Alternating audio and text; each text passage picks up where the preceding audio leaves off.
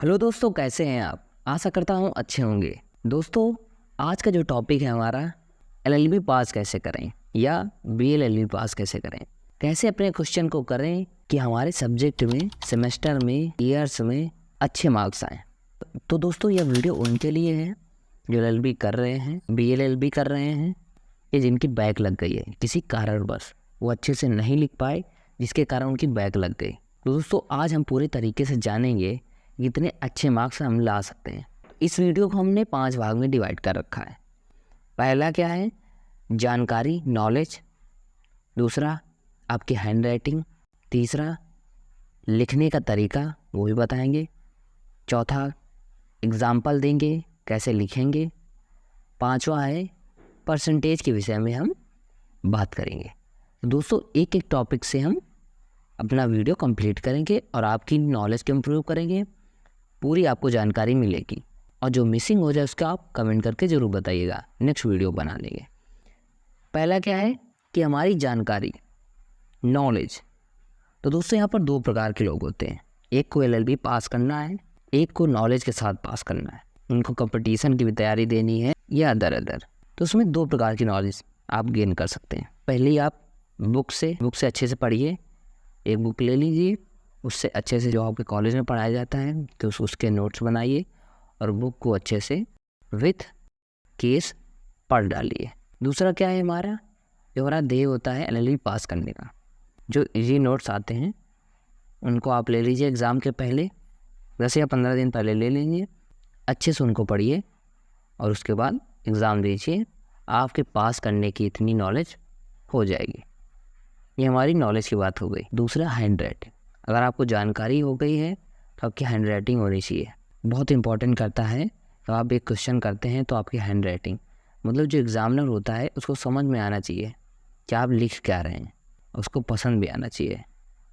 तो ऐसा करें कि अपना क्वेश्चन तो करना ही करना है और ज़्यादा से ज़्यादा अच्छा करना है। उसके लिए आपको हैंड राइटिंग साथ में लेकर चलनी है, ठीक है। अच्छे से आप जब साफ लिखेंगे तो एग्जामिनर के उसमें इम्पैक्ट पड़ता है मार्क्स देने में। तो हैंड राइटिंग तो बहुत ही ज़रूरी है। तीसरा जो हमारा टॉपिक है, लिखने का तरीका। अगर आप कोई लॉ का भी एग्ज़ाम दे रहे हैं उसमें लिखने का तरीका थोड़ा अदर एग्ज़ाम से डिफरेंट होता है, क्योंकि ये एक लीगल प्रोफेशन है। तो यहाँ लिखने का तरीका थोड़ा डिफरेंट होता है। और कैसे लिखेंगे इसको हम डिवाइड करते हैं 3 भाग में। पहला क्या है, परिभाषा लिखेंगे, उसकी डेफिनेशन। दूसरा क्या है, उसका एग्जाम्पल लेंगे, जो उदाहरण दे रखा है उसके रिलेटेड। तीसरा क्या है, उसके विषय में केस बताएंगे, जो उस सेक्शन या आर्टिकल के विषय में केस दे रखा है उसके विषय में बताएंगे, ठीक है। ये हमारा लिखने का तरीका होता है। चौथा क्या है, अब आपको एग्जाम्पल देते हैं कि कैसे क्वेश्चन करना है। जैसे कि आप ये देख पा रहे हैं, हमने अब आईपीसी का एक क्वेश्चन लिया, भारतीय दंड संहिता का क्वेश्चन है। इसको हमने लिया है, ऐसे आपको लिखना है। आपके लिए दे रखा है हमने। प्रश्न क्या है, सद्भावपूर्वक के विषय में पूछा गया है। ये भारतीय दंड संहिता की है, आईपीसी का। तो कैसे लिखेंगे, अगर क्वेश्चन आ गया सद्भावपूर्वक के विषय में बताइए, तो आपको कैसे लिखना है। भारतीय दंड संहिता 1860 की धारा 52 के अनुसार कोई बात सद्भावपूर्वक की गई या विश्वास की गई नहीं कही जाती, जो सम्यक और ध्यान के बिना की गई या विश्वास की गई हो। मतलब इस धारा में दी गई परिभाषा नकारात्मक है, अर्थात कोई कार्य तब तक सद्भावपूर्वक किया गया नहीं माना जाता जब तक कि वह उचित सावधानी और ध्यानपूर्वक न किया गया हो। आप कोई सद्भावपूर्वक कार्य कर रहे हैं, कोई गड्ढे में गिर रहा है, आप उसको दौड़ के गए, गिरते पहले से आपने उसका हाथ पकड़ लिया, उसको घसीटा काफ़ी तेज़ से, बाहर गिरा जाके, तो बाहर गिरने से उसका हाथ टूट गया। आपका तो यहाँ पर इंटेंशन सद्भावपूर्वक था कि मैं उसको बचा लूँ, लेकिन यहाँ पर उसका हाथ टूट गया, तो ये क्लेम नहीं कर सकता कि आपने हमारा हाथ तोड़ दिया, क्योंकि आपका इंटेंशन जो था सद्भावपूर्वक बचाने का था, ठीक है। तो यहाँ पर यही सद्भावपूर्वक होता है। इसमें एक केस दे रखा है, क्योंकि केस लिखेंगे क्वेश्चन में। लोगों का बहुत सवाल होता है कि अगर कोई क्वेश्चन कर रहे हैं तो उसमें केस लिखें या ना लिखें। भाई देखो, केस लिखने से एग्जामिनर के ऊपर इम्पैक्ट पड़ता है कि हाँ, बंदे को आ रहा है ये क्वेश्चन। आगे समझाते हैं बहुत चीज़ बताएंगे। पहले इसको केस को पढ़ते हैं। केस है पूनम वर्मा बनाम डॉक्टर अश्विनी पटेल, 1966 का है। इसके बाद उच्चतम न्यायालय ने यह अब निर्धारित किया कि यदि कोई होम्योपैथिक चिकित्सक किसी रोगी का इलाज एलोपैथिक दवाइयों से करता है, इसके लिए वह योग्य नहीं है और इसके परिणाम स्वरूप रोगी और अधिक गंभीर रूप से बीमार पड़ जाता है, तो ऐसी दशा में उक्त होम्योपैथिक चिकित्सा का कार्य सद्भावपूर्वक किया गया नहीं माना जाएगा, अपितु उसे घोर असावधानी का दोषी माना जाएगा।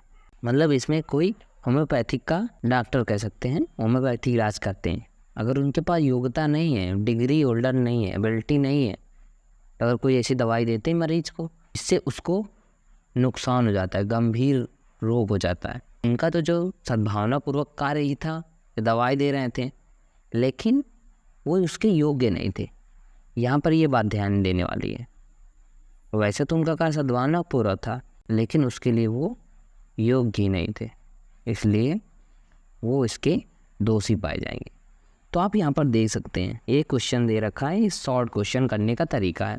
पहले क्या है, जैसे कोई भी टॉपिक है वो कहाँ से लिया गया है, जैसे भारतीय टॉपिक है सद्भावपूर्वक भारतीय दंड संहिता 1860 की धारा 52 के अनुसार। मतलब जब आप क्वेश्चन स्टार्ट करते हैं, कोई सेक्शन है या आर्टिकल है, तो वो पहले ही डिफाइन कर दीजिए, जिससे कि जब एग्जामिनर थोड़ा स्टार्ट ही करेगा, जैसे वो पढ़ेगा भारतीय दंड संहिता 1860 की धारा 52 के अनुसार, तो समझ में आएगा कि भाई इसको आता है। मोस्टली आप जब स्टार्ट करेंगे, कोई टॉपिक आर्टिकल का हो या सेक्शन का हो, कहीं का भी टॉपिक हो, किसी भी सब्जेक्ट का, तो आप जब उठाएंगे तो आप उसकी धारा डिफाइन करेंगे स्टार्टिंग में, ये कहाँ से लिया गया है, किसका है, ये सब डिफाइन कर देंगे। उसके बाद उसका डेफिनेशन लिखेंगे। लिखने के बाद केस, आपको उसके विषय में एक केस लिखना है। कहीं कहीं पर केस आपको नहीं याद है, या कहीं कहीं पर आप उदाहरण लिख सकते हैं, जैसे कॉन्टेक्ट के क्वेश्चन होते हैं तो उसमें आप उदाहरण भी लिख सकते हैं। लेकिन आप परिभाषा देने के बाद, उसकी डिफिनेशन देने के बाद कुछ एक्स्ट्रा आपको लिखना है, जैसे उदाहरण लिख सकते हैं, केस के विषय में लिख सकते हैं। केस लिख दे तो बहुत ही अच्छा है, उदाहरण भी लिख दे तो चलेगा, ठीक है, उसी से मिलता जुलता आप लिख सकते हैं। ऐसे हम क्वेश्चन कर सकते हैं। ये हमारा शॉर्ट था।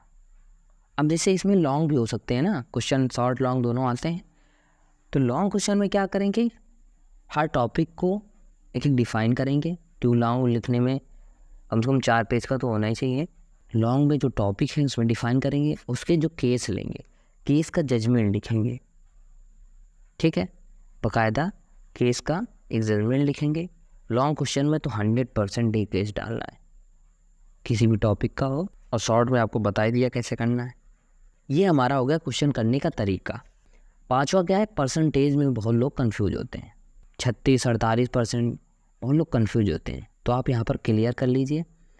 हमारा 36% होता है, ये आपके एक एग्ज़ाम के एक सब्जेक्ट का मिनिमम मार्क्स मांगते हैं। जो एक सब्जेक्ट दे रखा है, जैसे आईपीसी है, इसमें मिनिमम मार्क्स 36 होने चाहिए और ऑल ओवर 48 होने चाहिए। कब, वो ईयर के एग्ज़ाम में। जैसे आपका सेमेस्टर वाइज है, आपके 45 आ गए तो कोई बात नहीं, आप नेक्स्ट सेमेस्टर उसको कवर कर सकते हैं। ईयर में 48% आना ही चाहिए, ठीक है। ये परसेंटेज ऑल ओवर हो गया, और 36 मतलब सेपरेट सब्जेक्ट में आना चाहिए। नहीं 36 से अगर नीचे हैं तो भाई बैक लग जाएगी, ठीक है, इतना आप समझ गए होंगे। तो सिंपल सी बात है, अगर केवल एग्ज़ाम पास करना है तो नोट्स, ईजी नोट से ले लीजिए, उनको पढ़ना स्टार्ट कर दीजिए, उससे आपको नॉलेज मिल जाएगी, जानकारी मिल जाएगी। अगर आप बुक पढ़ रहे हैं तो आपको जैसे मैंने एग्जांपल दिया है वैसे आप फॉलो करिए, केस उसमें लिखिए और उदाहरण लिखिए। क्वेश्चन में लॉन्ग क्वेश्चन है, उसमें काफ़ी अच्छे टॉपिक जोड़ कर लिखिए, केस ज़रूर लिखना है उसमें। पास करने के लिए आपको नोट्स, ईजी नोट्स ले लीजिए, बढ़िया पढ़िए और ऐसे ऐसे करके एग्ज़ाम आ जाइए। 100% 60+ तो जाने ही जाने, मिनिमम 60+ जाने। Thank you very much video देखने के लिए। अगर आपके कोई भी क्वेश्चन है तो आप इसमें कमेंट में लिख दीजिए, उसका सेकंड वीडियो बना दूंगा। एनी क्वेश्चन आप लिख सकते हैं। आपके प्यार भरे कमेंट के लिए बेसब्री से इंतज़ार करते हैं। जय हिंद, जय भारत।